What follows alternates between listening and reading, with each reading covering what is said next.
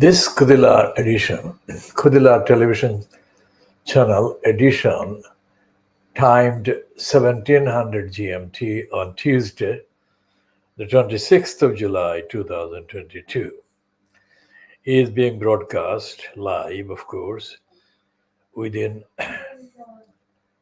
hours of the Pakistan Supreme Court declaring that the Punjab Chief Minister appointee be removed and the Pakistan Tehreek Insaf Party nominee member be appointed Chief Minister, put in the post of Chief Minister of Punjab, which is, although it is politically traceable to many political events, the fact that the Supreme Court in Pakistan has actually gone on the record as having removed an incumbent in the post is very, very rare and therefore very significant. And also in the context of international events, the removal of an appointee in the highest post in the provincial assembly, provincial government, in the biggest province in Punjab is very, very significant as well. Now, Punjab is the first word that is also contained in the national anthem that is now the Indian national anthem. Punjab Sindhu, Gujarat Maratha. Now that sequence also is significant because Tagore, the writer, recognized Punjab as the most important part of India in terms of the kind of definition based on language, religion, faith, etc., etc. So Punjab Sindhu, Gujarat and Maratha. So the Punjab comes first, and Sindh and Gujarat and Maharashtra, the Marathis. So these are significant, historically significant places because of the many people playing significant parts in the recent centuries. Punjab also, the Punjab before 1947, before August 1947, is also the area where Gujranwala is situated, where the racist murderer, British soldier, army commander Dyer committed cold-blooded massacre of protesters in Gujranwala. So Punjab is, let's say, it's a kind of symbol of things that happen later in the rest of this subcontinent. And I think that this decision today by the Pakistan Supreme Court affecting the Punjab Prime Minister post will have ramifications and consequences for the better in the end, for democracy and for the campaign for justice and fairness.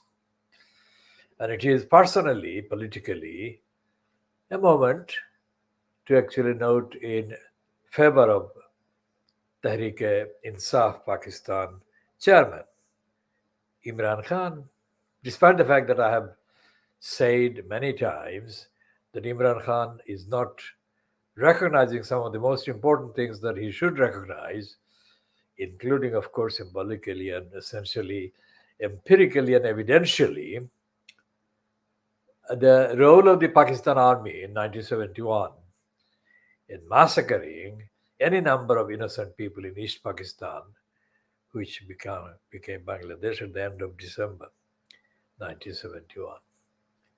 So let's hope that Imran Khan will be making amends and recognizing the full impact and the full responsibility owed by the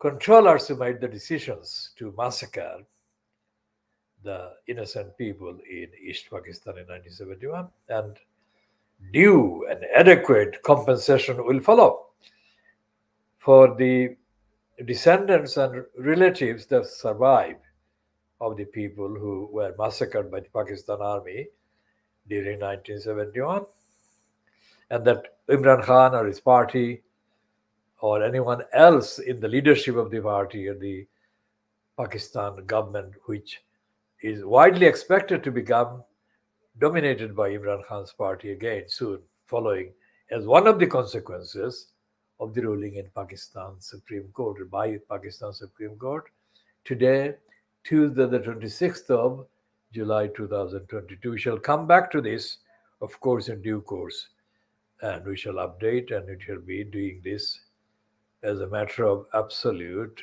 importance in terms of what we stand for and what we broadcast for. Now, what is the reaction going to be in India, in the Hindutva majority, Hindutva led, Hindutva controlled regime fronted by Narendra Modi and Amit Shah? And we shall also talk about the situation in Sri Lanka. We shall not be talking about, in the same terms, about Bangladesh. Simply because Bangladesh has got, on the records, more criminal opportunity self-seeking careerists involved in the so-called ruling Awami League and also in the so-called official opposition Bangladesh Nationalist Party. And the Bangladesh media is dead, politically dead, intellectually dead, ethically dead, morally dead, etc., etc. And the two factions, the two parts of the so-called Islamic kind of movement in Bangladesh are also politically dead and sterile, politically sterile and completely dishonest. One is fronted and identified by or as the Jamaat Islami, and the other is the collection of the various madrasa-based leaders, also talking about Islam or Islamic kind of politics. But they're also morally compromised, and they may say that they're Islamic, but they're not. They're opportunist and corrupt and dishonest, and they're not upholding and they're not prioritizing the principles inherent in the Quran, Holy Quran, and the Hadith and the precedents of the Prophet Muhammad Sallallahu Alaihi Wasallam. Compare and contrast that with the very explicit and express statements made by Imran Khan himself. Pakistan ka matlab kya la ilaha illallah, and tere mere rishta kya la ilaha illallah. And he has repeating the Medina state and the manifesto of the Prophet of Islam and the prescription in any Islamic politics, Islamic society, that justice has to be equal and justice has to be seen to be done, and justice has to be most certainly established by removing any entitlement, extra entitlement to the rich and the powerful, and justice to be delivered on an even basis, both for the poor and for the rich. And if that doesn't happen, then the community, the country, the ummah, in that particular context, collapses. So we shall be talking more in due course about that as well. And the absence of such a comparable rhetoric in Bangladesh is shockingly obvious. As I said, the mullahs do the business in the name of Islam, but they're not Islamic. And the Jamaat Islami does the business in the name of Islam, but the Jamaat Islami is not fundamentally Islamic. It's a corrupt bureaucracy of careerists, the Jamaat Islami. It is far more corrupt and far more careeristic than the rivals that it has in the mullahs coming from the madrasa sector. And the Awami League is even more corrupt than those two. And the BNP is so corrupt that it doesn't even exist in terms of the political presence in the body politics of Bangladesh. Now, one thing I have to say about the slogan. Remember the slogan. I've said that the Pakistan army, the Pakistan military massacred innocent people, any number of innocent people in East Pakistan, which is now Bangladesh, during 1971. Now, those who committed the murders and massacres allegedly said that they were doing that to eliminate anti-Muslim, anti-Pakistani elements. That was absolute sacrilege, and sacrilege of such proportion that all of those criminals should be tracked down. Those who are surviving, those who are still alive, must be tracked down in Pakistan by Imran Khan and put on trial for crimes against humanity. All these criminals also should be duly tried by the International Court of Human Rights at the Hague. So we shall be updating and elaborating on all of those in due course in later editions, in forthcoming editions. Now, this is 1700 hours GMT, London, UK, within quotation marks, UK, of course, on Tuesday, the 26th of July, 2022. This is the Khoodeelaar television channel. The theme is Baby Angel Geronimo. Baby Angel Geronimo can be seen by the viewer on the top left-hand side, left side of my, let's say, parallel to my hat. I can take this and I can take this. That is where Baby Angel Geronimo is. So the Baby Angel Geronimo is a symbol of justice.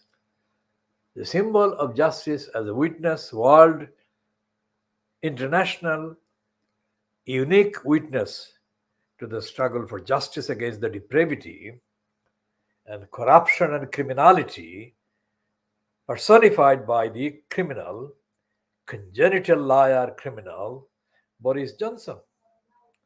ইটা মাঝে মাতিয়ার সিলেটি মানুষের কতজন এইতে বুঝরে congenital liar ইগুর Sylheti ইগুর অর্থ কিতা ইগুর তর্জমা কিতা congenital Sylheti অর্থ হইল যেগুলো জনম হইছে বেইমান হিসেবে জন্মগত বেইমান Boris Johnson congenital liar Boris Johnson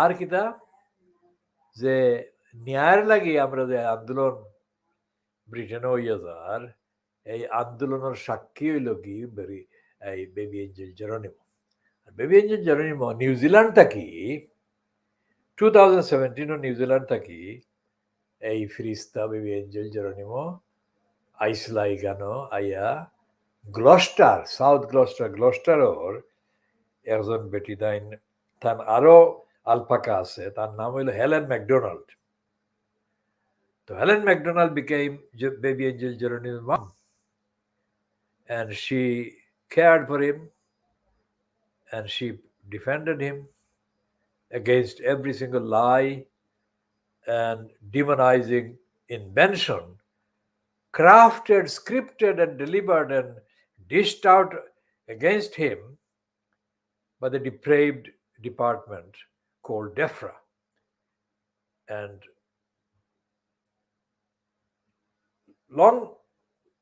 that was the campaign against the innocent baby angel Geronimo conducted by the depraved DEFRA from 2017, 4 years, 2017 to 2021. And throughout that period, Helen MacDonald did her best to defend him in the official sense. And the criminals, whether it was the criminal Theresa May, who was in post as the Conservative Prime Minister at number 10 Downing Street, or whether the criminal has been Boris Johnson, replacing her since she was removed. They followed identical criminal depraved agendas. Now, yes, 2 days ago, yesterday we didn't broadcast, and the reason is that we were investigating technological issues. So we didn't broadcast any edition of the Khoodeelaar television channel on Monday, the 25th of July 2022. I was busy traveling across London and checking on the latest updates, etc., on technological ground in terms of the technical equipments that are used in the production, in the research, and so on of this program. And so, therefore, I arrived back at base about just about midnight, the GMT, into Tuesday, the 26th of July 2022. So, what we actually missed on Monday, we are going to catch up on today. And in terms of the depravity of Boris Johnson, the depravity and the corruption and criminality of the Conservative Party, the corrupt Conservative Party, the depravity that the Conservative Party has shown to us against the baby angel Geronimo, and the depravity and the corruption and criminality and cold cruelty that has been displayed against baby angel Geronimo by the criminal called Keir Starmer, who has politically murdered the Labour Party. And the depravity and the criminality as displayed against the baby angel Geronimo by Dominic Lie's son of Lies, Dominic Lawson. Is a loathsome Dominic took issues with the people caring for the rights of the baby angel Geronimo. And even the midget is literally the appropriate word because the late Auburn Waugh, son of Evelyn Waugh, condemned Private Lie's Ian Pissoff as a midget. And I think that on all the central, really significant central moral issues, Ian Pissoff is physically midget, which is what Auburn Waugh was talking about, mostly about Ian Pissoff being unfit for the post that was just being vacated by Richard Ingrams, who has been the longest lasting occupant in the post of editor of the Private Eye magazine. Now, midget Pissoff condemned and mocked and laughed at baby angel Geronimo. There was no justification, there was no fact, there was no evidence, there was no reason for the criminal Ian Pissoff to laugh at baby angel Geronimo. Now, not only the Pissoff and the so-called media, and the so-called media's so-called independent kind of critics like the Private Eye prides itself or boasts itself to be, the judiciary. Now, this is very topical, isn't it? The judiciary in Pakistan, the Pakistan Supreme Court, in the shape of the Pakistan Supreme Court on Tuesday, the 26th of July, 2022, has set an example. No such example has been set by any part of the UK judiciary, most certainly not by the UK Supreme Court. So during the 4 years of the harassment, demonization, defamation, lying, confected against the baby angel Geronimo by the liars at Depraved, fronted by George Injustice Eustace, and backed by the so-called chief vet, a woman called Christine Middle Miss, whose brain is missing. And they gave the briefing to the depraved Boris Johnson, and he echoed the lies and lying. So these decisions by the depraved Defra against the baby angel Geronimo, the innocent baby angel Geronimo, were tested 3 times by challenges mounted against them separately on 3 occasions by Helen MacDonald. And each time, the challenge, although absolutely, impeccably, factually, evidentially, scientifically supported and substantiated, the challenges were reduced to nothing by each of the High Court judges that was playing the part of the dummy on behalf of Defra and the depraved Defra and the criminals. There are 3 judges separately sitting, but 3 of them delivering identical rubber stamping endorsement of the criminality of the UK central government Defra depraved department. This is the kind of behavior that has been seen too many times in the behavior of the so-called judges in Bangladesh. It is to the disgrace and the absolute unending kind of legacy of scandal and corruption and criminality of those judges and the judicial benches that they allowed the Awami League regime to confine Khaleda Zia, the opposition leader for the longest opposition leader, to various terms of imprisonment. Absolutely banana state. Absolutely banana state. Every single aspect of the behavior of the judiciary in Bangladesh when denouncing Khaleda Zia at the promptings of Khaleda Zia's main tormentor, torturer, Hasina. Every single aspect of that is contaminated, illegal, unlawful, corrupt, and criminal. Now, what is the role of this so-called press in Bangladesh? The so-called press doesn't exist, it's dead.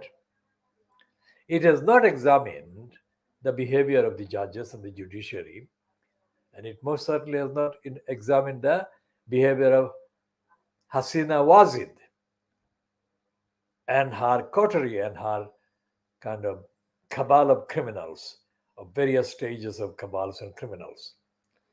So they are daily disgracing the stated slogan for the foundation of the liberation movement of Bangladesh in 1971. They are unliberating, disliberating everything, everyone. So if the Pakistan military in 1971 committed crimes against humanity, then the Khaleda Zia's opponents, Hasina and her regime and her cabal, has been committing political murders of every aspect of a so-called sovereign state. So we shall be updating on all of those in due course. But today we go back to the nasty party, the Conservative Party in the UK. Now, during the 2016 so-called Brexit campaign, run up to the Brexit election or vote, referendum, one very odd person entered the scene and was seen as very firmly, very strongly supporting the Brexiteer fronter Boris Johnson, and that was Rishi Sunak. Rishi Sunak is now one of the 2 remaining candidates to the post of leader of the Conservative Party, to be elected, of course, by only Conservative Party members. And whoever gets to be the recipient of the whatever the procedure is inside the Conservative Party. Recipient of the highest number of votes will get to be leader of the Conservative Party, and by that fact, become the Prime Minister of the UK until the next general election, whenever that is. So therefore, it's not a minor issue; it's a very major issue because the highest political post is being kind of vied for, contested for.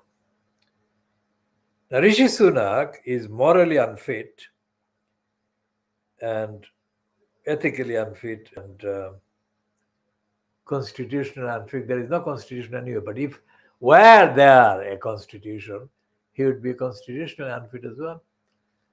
Sunak is a liar, as is his main kind of opponent or rival, Liz Truss. Various degrees of lying are attachable to both of them. And the media is not really. The media in Britain, mainly the Fleet Street and the BBC and Sky News and Channel 4 News and ITV News, to mention the main ones, are abysmally failing to hold to account both these liars.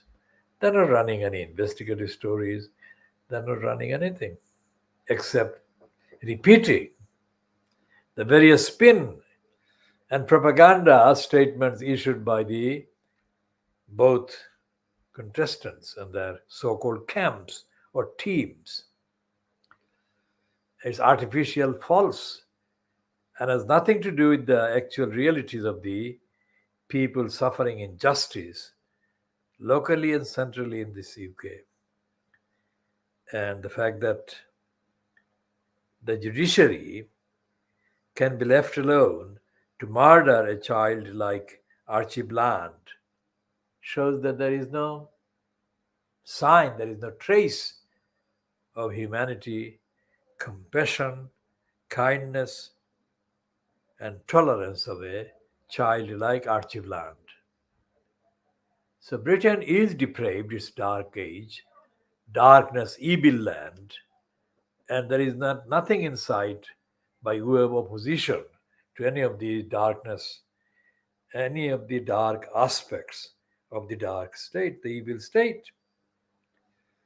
And as far as the so-called minority ethnic communities are concerned, or the ethnic minority communities are concerned, and if the behavior of the mainly Pakistani-born sexual criminals who targeted mainly white girls across the northwest of England and in Yorkshire for a very long time, too long. I mean, if their behavior is examined, then it becomes clear that there is no justice for the victims of criminality being kind of supported or upheld by the locally elected democracy, the councils, or the elected representatives from the local areas, the constituencies, the members of parliament. And the police have not existed. Police have not existed for these girls. And so therefore, the only the only source of attacks against these criminals has come from the most unsuitable source, the unsuitable people, the racists who don't want Islam or Muslims to remain or exist in the UK or anywhere in the world.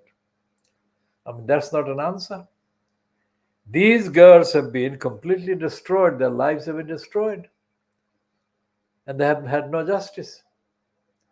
And the Labour Party, as guilty of complicity with the criminality, as is the Conservative Party, as are the police. So we shall end this relatively short edition at 17:30 hours GMT, and we shall continue next whenever it is possible to continue. And we shall update more extensively on the nastiness of the conservatives vying to elect either Sunak or Truss in due course.